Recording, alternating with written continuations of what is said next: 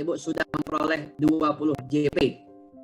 Kemudian dari nomor 2 sampai nomor 5 itu adalah kegiatan pelatihan yang bersifat tatap muka atau klasikal. Klasikal ini merupakan kegiatan pelatihan training yang diselenggarakan secara tatap muka di ruang kelas, di ruang aula, auditorium, atau di tempat lain yang bisa menyediakan kelas. Ini nomor 2 sampai nomor 5, sifatnya klasikal atau tatap muka, pertemuan. Namun Bapak dan Ibu sekalian, ternyata pengembangan kompetensi itu juga bisa dilakukan secara non tatap muka atau non klasikal. Dari nomor 6 sampai nomor 15 itu yang berwarna putih adalah kegiatan-kegiatan pengembangan kompetensi yang bersifat non klasikal. Bila semuanya itu bisa diprogramkan, Bapak dan Ibu bisa menghitung apakah dalam 1 tahun hak Bapak dan Ibu sudah terpenuhi. Kalau diakumulasikan, dikonfigurasikan, dikomposisikan, maka bisa tertotal 20 JP dalam 1 tahun. Referensinya adalah Peraturan Lembaga Administrasi Negara Nomor 10 Tahun 2018 tentang pengembangan kompetensi PNS. Bapak dan Ibu sekalian, berikut saya sampaikan tentang siklus pembelajaran terintegrasi. Bapak dan Ibu diharapkan bisa belajar secara mandiri untuk mengembangkan keilmuannya dengan membaca buku, membaca artikel, ada banyak portal pembelajaran, ada banyak video podcast. Di YouTube, Bapak dan Ibu bisa mendapatkan ilmu-ilmu yang bermanfaat. Kemudian juga melalui jurnal, Bapak dan Ibu sebagai dosen bisa mengakses jurnal Emerald, banyak jurnal-jurnal menarik di dalamnya. Kemudian Bapak dan Ibu mengikuti kegiatan pembelajaran secara dalam jaringan, e-learning, seperti yang kita lakukan saat ini. Yang ketiga, Bapak dan Ibu belajar di kelas, bentuknya ceramah, training, teleconference, sifatnya tatap muka atau klasikal. Kemudian Bapak dan Ibu bisa belajar sambil bekerja atau learning by doing, on the job training. Kemudian Bapak dan Ibu bisa membangun sebuah komunitas maya, dan selanjutnya kembali kepada belajar mandiri. Begitulah kita belajar. Seorang PNS dituntut untuk terus-menerus belajar, mengembangkan kompetensinya. Semakin kompeten, semakin maju, semakin cakap, semakin memiliki kapasitas. Bapak dan Ibu sekalian, sekarang kita masuk kepada nilai-nilai dari aparatur sipil negara. Bapak dan Ibu sebagai pegawai negeri sipil, selamat datang saya ucapkan di wadah organisasi yang namanya Korpri, Korps Pegawai Republik Indonesia. Sebagai PNS, Bapak dan Ibu langsung tercatat sebagai anggota Korpri yang memiliki 5 janji setia. 5 adalah panca, prasetya adalah janji setia. Berikut akan saya sampaikan satu persatu.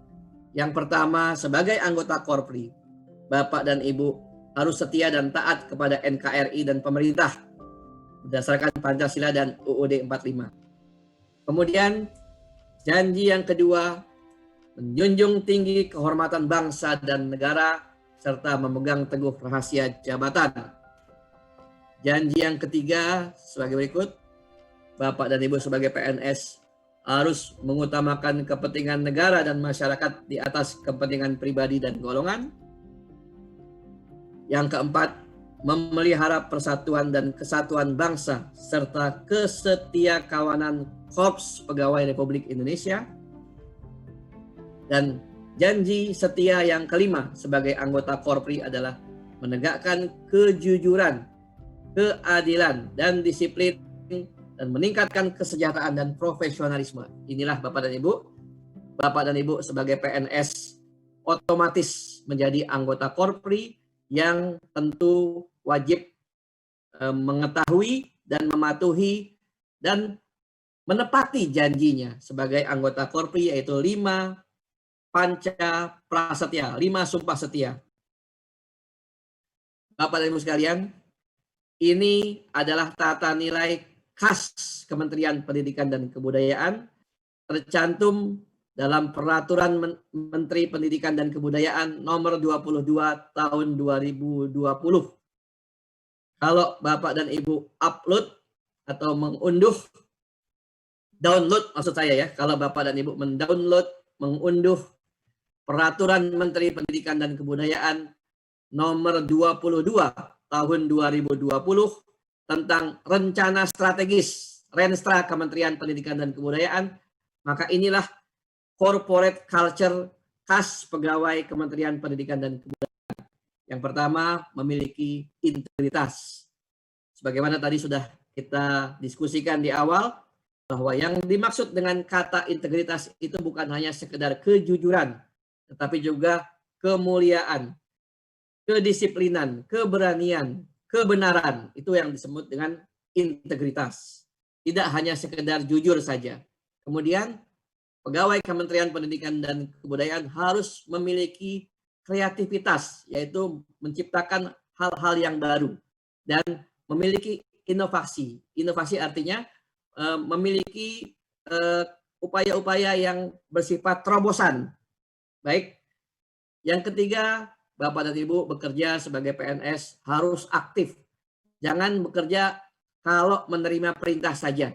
Jangan bekerja kalau menerima disposisi saja, tapi harus ada keaktifan tersendiri. Jangan pasif. Dan Bapak dan Ibu harus berani mengambil prakarsa. Harus berani mengambil keputusan. Bapak dan Ibu lebih baik salah, tapi Bapak dan Ibu sudah mengambil keputusan. Daripada Bapak dan Ibu tidak pernah salah, Bapak dan Ibu selalu benar, tapi pada hakikatnya Bapak dan Ibu tidak pernah mengambil keputusan. Main aman saja. Kemudian meritokrasi. Meritokrasi ini adalah mengakui prestasi seseorang berdasarkan pada kinerjanya. Bila Bapak dan Ibu memiliki kinerja yang bagus, maka prestasi Bapak dan Ibu akan diakui.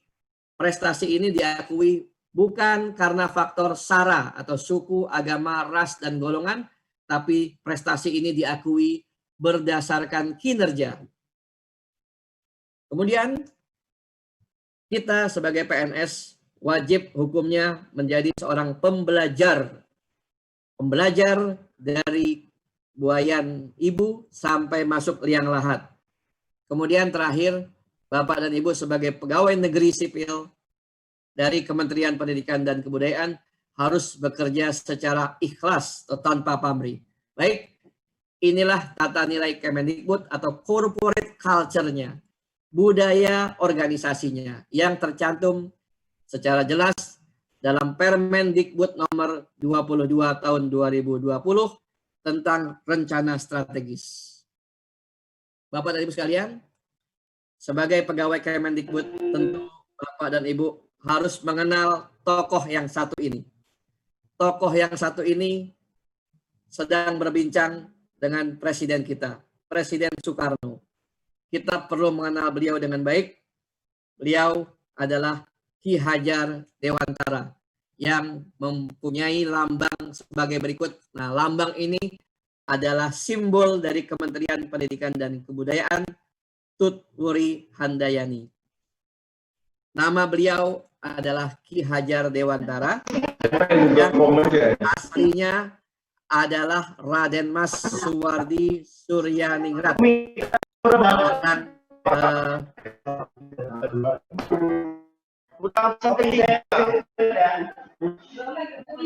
Tolong di-mute Pak, yang ilmu kelautan Pak. Terima kasih.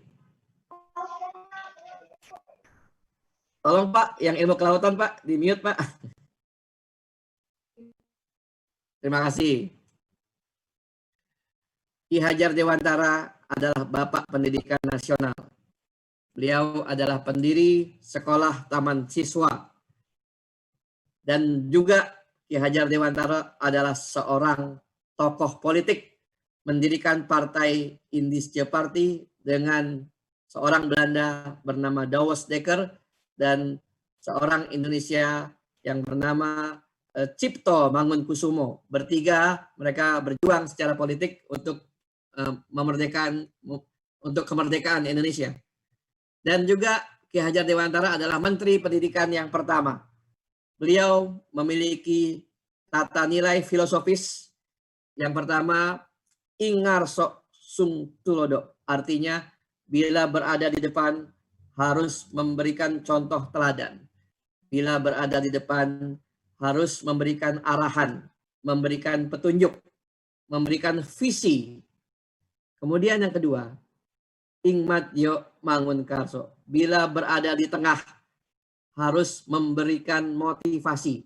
Bila berada di tengah harus membangun kerjasama tim. Bila berada di tengah harus bisa menumbuhkan etos kerja yang tinggi. Dan yang terakhir adalah tuturi handayani.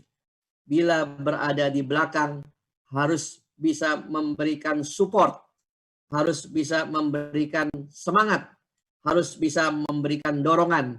Inilah filosofi dari seorang yang dikenal dengan Bapak Pendidikan Nasional, Bapak Ki Hajar Dewantara, Bapaknya Kementerian Pendidikan dan Kebudayaan, yang Bapak dan Ibu patut mengenal beliau sebagai pribadi yang kita jadikan sebagai teladan di kementerian ini. Bapak dan Ibu sekalian berbahagia, berikut adalah nilai-nilai ASN, adalah aneka. Aneka itu Bapak dan Ibu adalah akronim. Aneka itu adalah singkatan. Kepanjangannya adalah A, akuntabilitas, N, nasionalisme, E, etika publik, K, komitmen mutu, dan A adalah anti korupsi. Baik, kita akan pelajari pelan-pelan.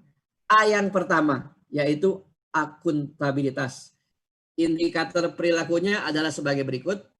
Yang pertama, pegawai negeri harus bertanggung jawab. Kemudian yang kedua, pegawai negeri harus jujur. Yang ketiga, memiliki kejelasan target. Yang keempat, mendahulukan kepentingan publik. Yang kelima, adil. Dan yang keenam, bersifat terbuka. Inilah nilai-nilai ASN yang pertama dari aneka. Saya ulangi, aneka. A, akuntabilitas. N, nasionalisme. E, etika publik. K, komitmen mutu. Dan A, anti korupsi. Kita yang kedua, kita akan bahas tentang nasionalisme. Nilai-nilai ASN yang bersifat nasionalisme, perilakunya sangat banyak. Mari kita cek pelan-pelan. Yang pertama, harus religius, saling menghormati, bisa bekerja sama, tidak memaksakan kehendak. Jangan kita mau menang sendiri, jangan kita otoriter, kita tidak boleh berkhianat, kita harus menjaga amanah. Kita persamaan derajat, tidak ada diskriminasi di sini, tidak ada yang diistimewakan yang satu dengan yang lain, kita diperlakukan sama. Bersikap tenggang rasa, toleran, karena kita memiliki banyak suku, agama, etnis, bahasa, budaya. Nah, kita harus bisa mengapresiasi, membela kebenaran. Kita harus menjunjung kebenaran. Jangan kita malah berpihak kepada kesalahan. Kita tidak boleh, kita satuan, cinta tanah air, menjaga ketertiban. Kita disiplin, bermusyawarah, kekeluargaan, taat kepada keputusan, gotong royong, sosial, sederhana, kerja keras, menghargai karya orang lain. Selanjutnya, Nilai yang ketiga dari aneka adalah etika publik. Jadi Bapak Ibu sekalian, saya ulangi, aneka, akuntabilitas, nasionalisme, etika publik, komitmen mutu, dan anti korupsi. Sekarang kita masuk yang ketiga, yaitu etika publik. Yang pertama, integritas, cermat, sopan, santun, taat kepada prosedur, peraturan, taat perintah, menjaga rahasia. Baik, ini adalah indikator-indikator perilaku dari nilai yang ketiga, yaitu etika publik. Kita akan masuk dari nilai aneka yang keempat, yaitu komitmen mutu. Nah, Bapak Ibu sekalian, untuk komitmen mutu, perilakunya adalah sebagai berikut. Pertama adalah efektivitas, yang kedua efisiensi, inovasi, dan berorientasi kepada mutu. Selanjutnya yang terakhir, kita akan membicarakan tentang anti korupsi. Nah, Bapak Ibu sekalian, yang pertama kita harus mandiri, tidak bergantung kepada orang lain. Kita harus profesional, dan kita harus berani. Berani dalam arti kebenaran. Kita harus memiliki jiwa sosial yang tinggi, peduli kepada sesama, peduli kepada saudara kita yang nasibnya tidak seberuntung kita. Sabar, jangan ingin cepat menjadi kaya, karena kita harus melalui sebuah proses perjuangan. Baik, Bapak Ibu sekalian, terima kasih atas perhatian Bapak dan Ibu terhadap materi ini. Selanjutnya, kita mengharapkan karena hari ini hari Jumat, Bapak dan Ibu, kita akan menunaikan sholat Jumat. Jadi saya harap kita bisa lebih cepat, lebih baik. Namun tentu saja saya akan melayani pertanyaan-pertanyaan dari Bapak dan Ibu bila Bapak dan Ibu ingin bertanya. Baik, saya kira itu yang dapat saya sampaikan. Silakan Bapak dan Ibu yang ingin bertanya.